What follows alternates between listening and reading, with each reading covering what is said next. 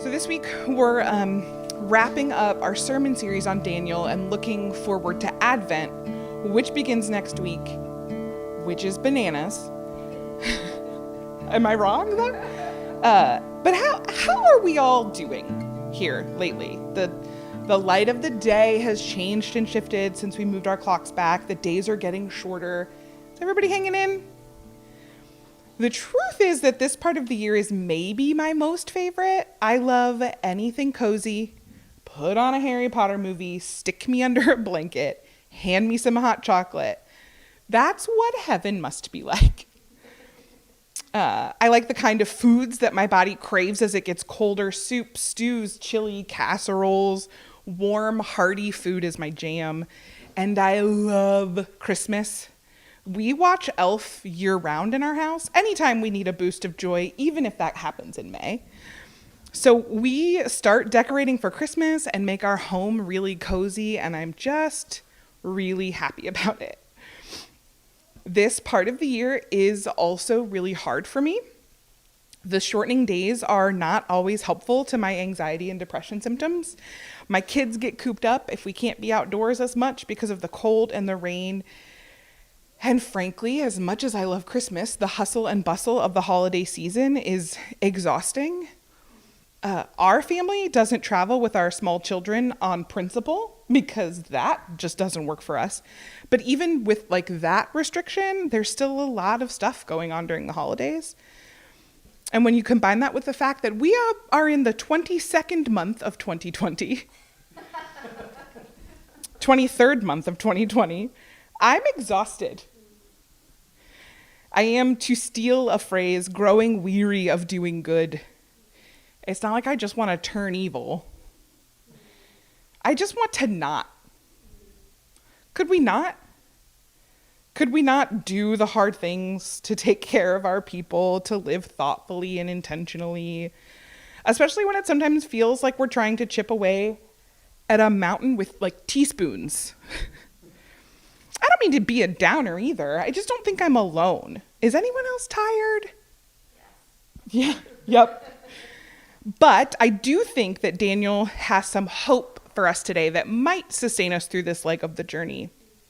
So if we look back over Daniel, the book of Daniel as a whole, and we've talked about this as we've gone, we have sort of two distinct sections of the book. The stories about Daniel and his friends, co-workers in Babylon in the first 6 chapters, and then the rest of the book is about these prophecies, these visions that Daniel has. I want to sort of focus on, I'm reading the wrong part. Sorry about that, you guys. I don't want to overstate, so thinking about our local church and our individual lives, I don't want to overstate our circumstances. We're not quite like the Hebrews in Babylon in a lot of the most important ways. We don't live in fear of our lives for our faith. No one's going to throw me into a furnace for not worshiping their gods. I also don't want to understate our circumstances. We've set out on a path that is not the path of least resistance. There's some difficulty in our present and some difficulty in our future, and I don't think it does us any good to ignore it. Our community is leaving the safety and privilege of the environment we've known for the whole life of our church, for the unfamiliar terrain of the outside, where the path is so different from what we've walked that I'm not sure if we'll recognize it. Others have traveled this path before, and we have the enormous blessing of their care as we step out, and that does diminish some of the anxiety here, but not all of it. Doing the right thing is not always the easy thing to do.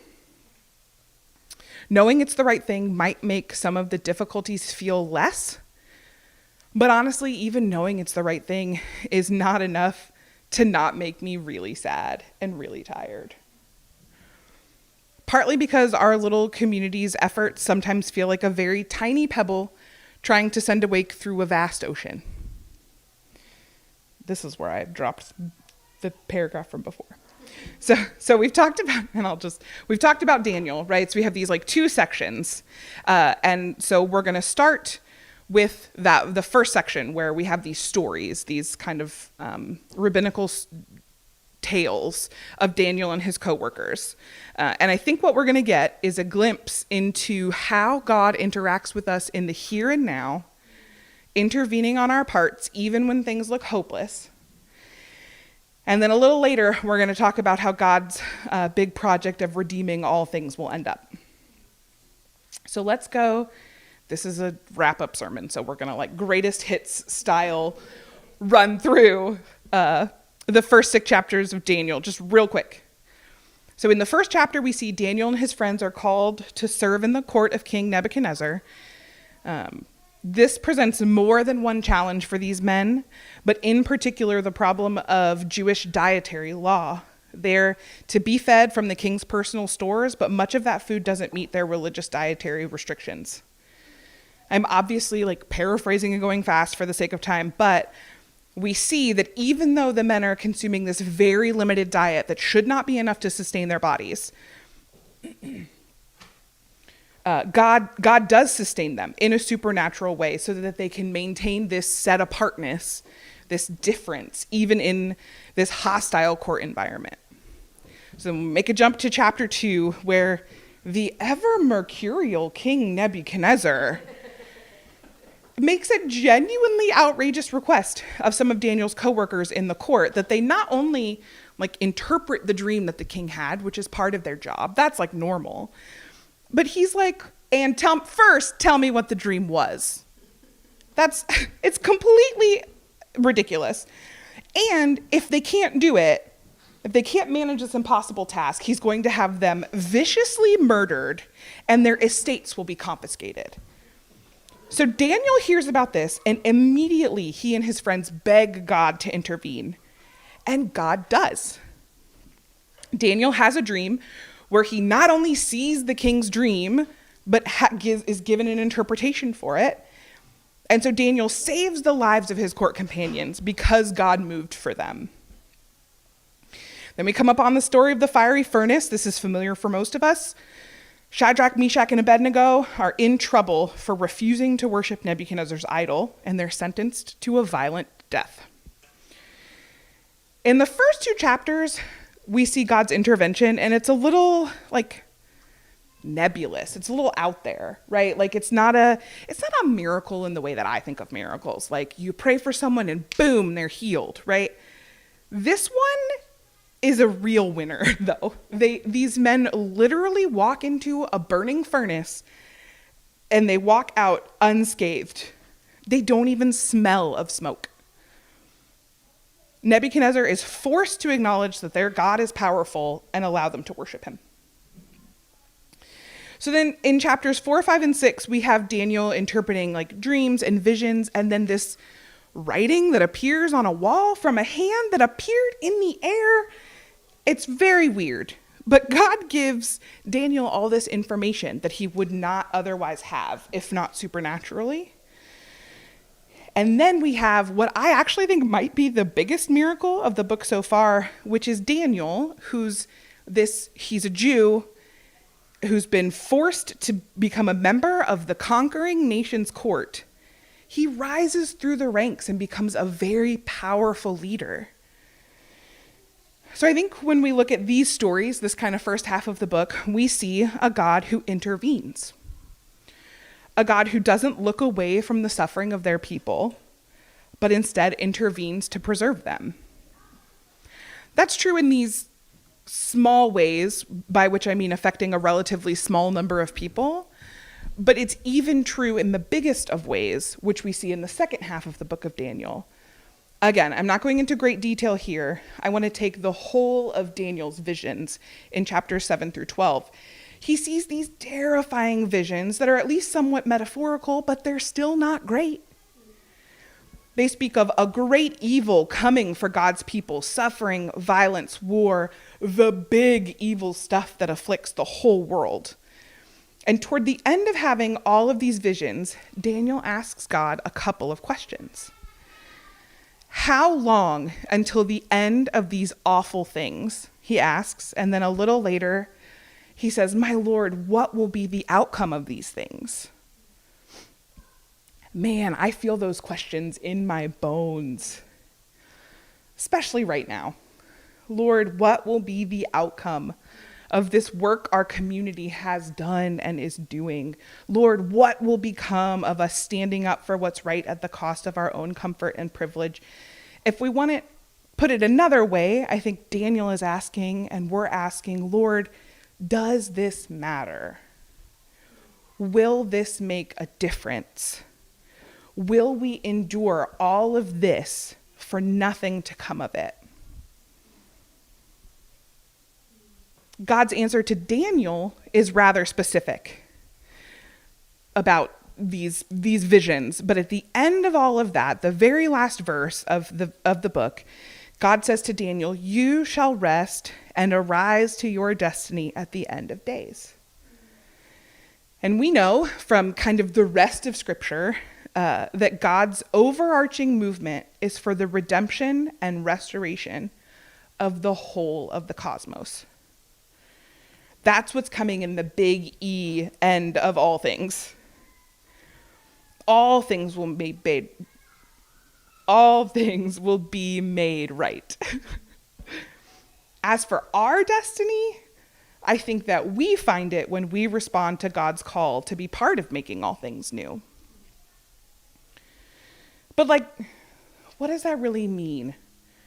Truly, that at the end, all things will be made right. What does that mean? That's like a pretty turn of phrase that we really like to use. And what does that look like?